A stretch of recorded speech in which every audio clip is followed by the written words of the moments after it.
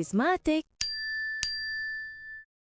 Í dag ætlum við að skoða 5 afar öflugar setningar. Setningar sem geta þaggað niður í hverjum sem er.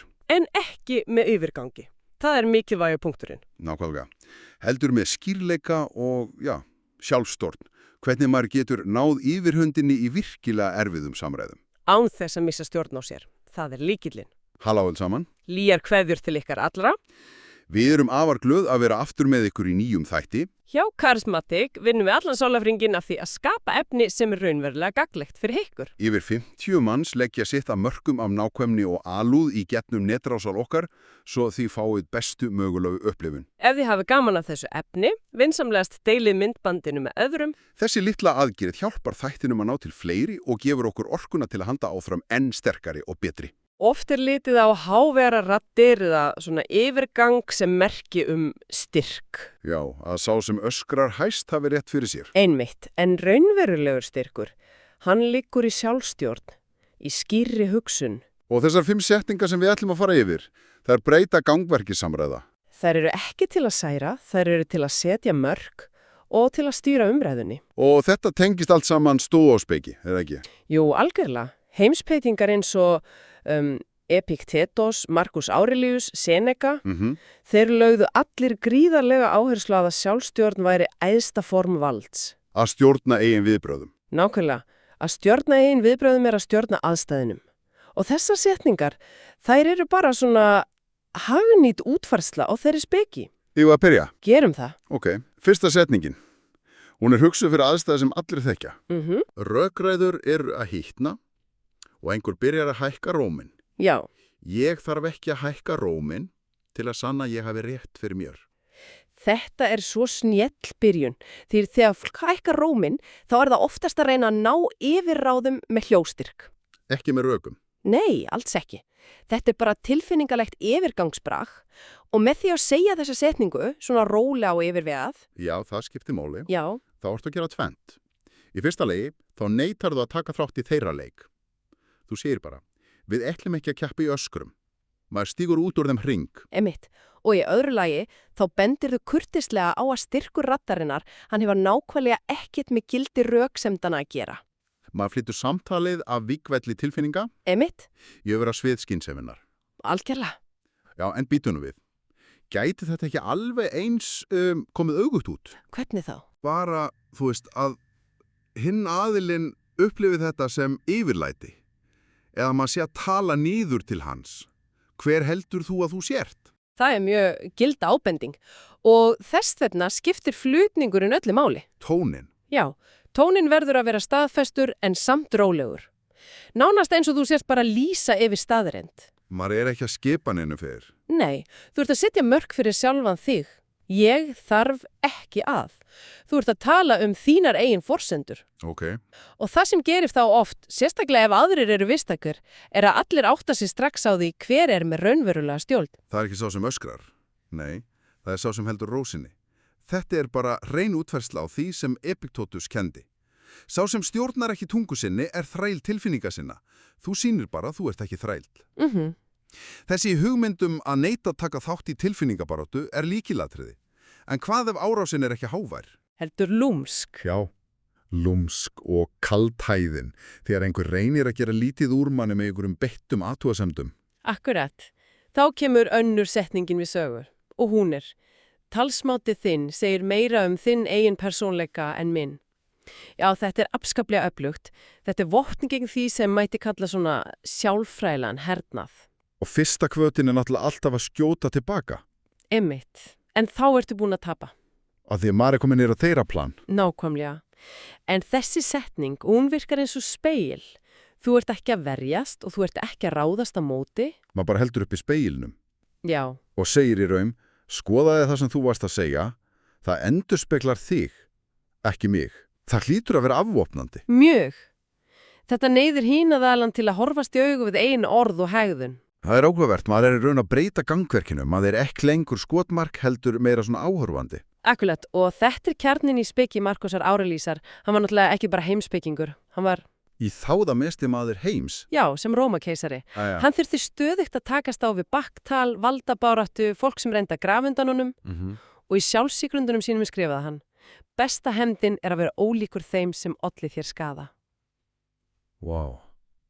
Og þessu setning er nákvæmlega það. Hún er fullkomin útfersla á því. Þú neitar að verða eins og árásarmaðurinn. Þú heldur þinna reisn og það eitt og sér breytir handritið samtalsins. Hinn aðilinn bjúst við reiði eða vörn. En færi staðinn yfirvegaða átugun. Einmitt. Og það tekur allan vind úr seglunum. Ok, en stundum er þetta ekki bara ein lúmsk athugasemd. Stundum er þetta heilt samtal sem einkennist af virðingarleysi. Já. Fólk grípur fram í, hlustar ekki, reynir bara hverju öfur mann. Þá dugar kannski ekki að halda uppi spekli. Nei, þá þarf sterkari aðgerðir. Og þá komum við að 3. setningunni. Tölum saman þegar við getum borðið virðingu hvort fyrir öðru. Þessi er gríðarlega mikilvæg og hún er ekki merki uppgjöf. Nei, alls ekki. Hún er yfirlýsing eigin staðla. Maður er að segja, ég er tilbúin í samtalið, en aðeins á grundvelli gagnkvæmtrar virðingar. Og ef við getur ekki uppfyllt það lágmark skilyrði. Þá er engi grundvöllur fyrir samtali, svo einfald er það. Aftur, þetta snýst að stjórna því sem þú getur. Maður getur ekki neitt hinn aðilann til að sína virðingu. Nei, en þú getur ákveðið að taka ekki þátt í samskiptum þar sem hún er ekki til staðar. Þetta hljómar mjög valdablandi, en ég get ímyndað mér að það sé líka erfitt að segja þetta. Sérstaklega við einhver nákominn, já. Þetta gæti í raun bara bundið enda á samtalið. Varanlega, það er rétt, það er áhætta fólkin í því.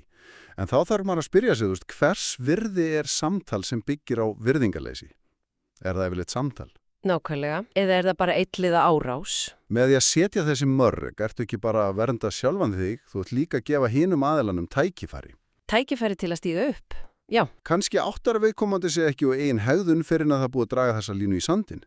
Þetta er boð, ég vil tala við þig, en þú verður að koma fram með mig af virðingu. Takk fyrir að vera með okkur hinga til. Ef þetta var gagnlegt fyrir ykkur, senda það núna til annarra mannestu. Ein deiling, ein og sér, hvetur teimið okkar verulega.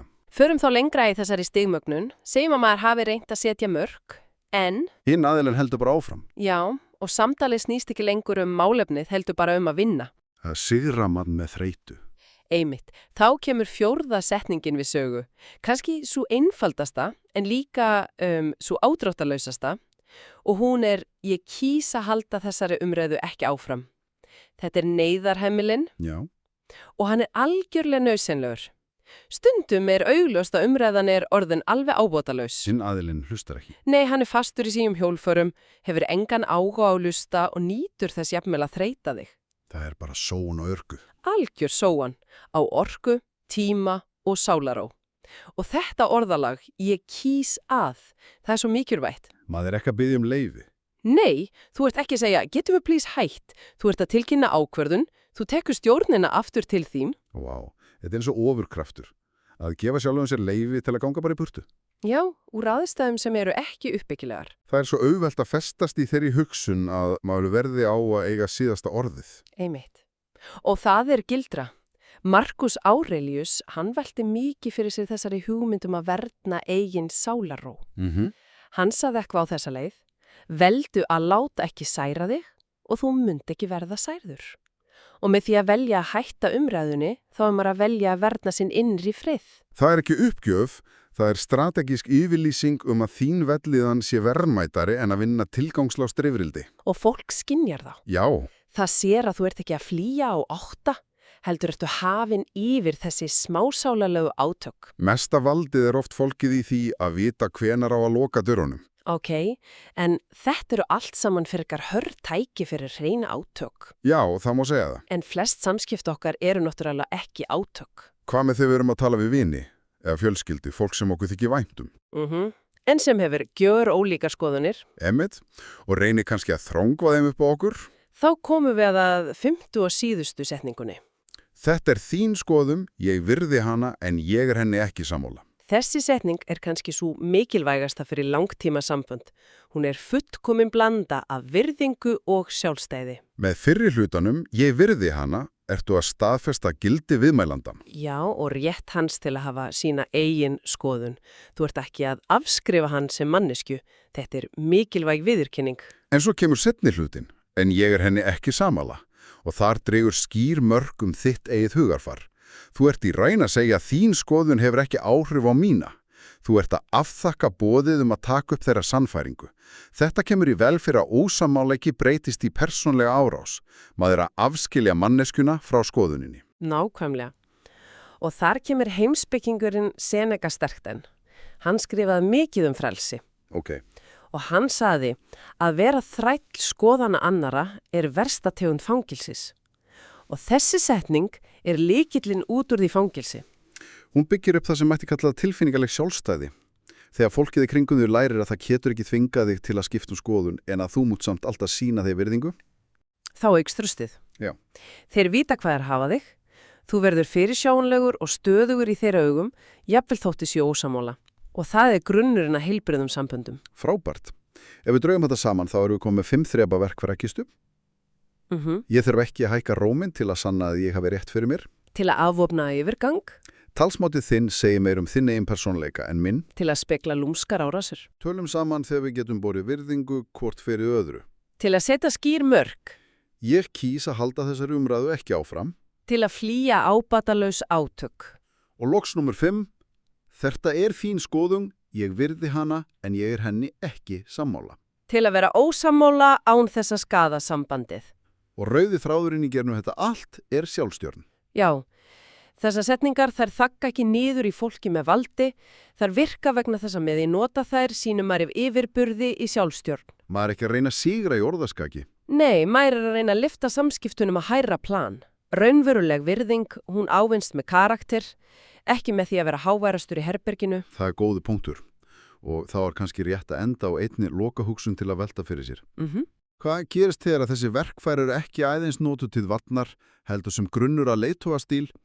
Hvernig breytir þá samböndum og árangri, bæði í vinnu og engalífi, þegar maður hættir alfarið að bregðast við valdabaráttu og byrjar þessi stað að setja tóninn fyrir virðingar í samskipti frá upphafi? Takk fyrir að vera með okkur til enda. Ef þessi þáttur hjálpaði ykkur, endilega setið like, skiljið eftir stutt athugasemd og deilið honum með einhverjum sem gæti haft ánægju á honum. Hver deiling hjálpar fleirum að finna okkur. Og ekki gleyma að vera áfram áskrifandi að Charismatic, það besta enn framundan. Sjáumst í næsta þætti, haldið áfram að vera Charismatic. Charismatic.